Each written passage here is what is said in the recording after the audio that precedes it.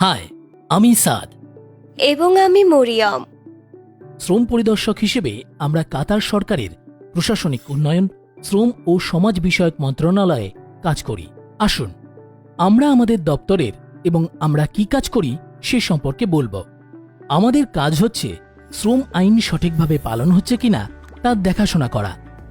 আমরা এখানে এসেছি শ্রমিকদের তাদের অধিকার সম্পর্কে জানাতে ও বুঝতে সাহায্য করতে এবং নিয়োগদাতাকে গাইড করতে, যাতে করে তারা শ্রম আইন সঠিকভাবে মেনে ও প্রয়োগ করে কাজ করতে পারেন। আমরা কোম্পানি, কর্মক্ষেত্র এবং সেই সাথে কর্মীদের বাসস্থানগুলো পরিদর্শন করি, যাতে করে বিধি অনুযায়ী সেগুলো নিরাপদ এবং স্বাস্থ্যবিধির বিষয়গুলি নিশ্চিত করে। কর্মীদের যথাসময়ে বেতন প্রদান, নির্ধারিত কর্মঘণ্টা এবং সেই সাথে ওভারটাইম দিচ্ছে কিনা তাও নিশ্চিত করি।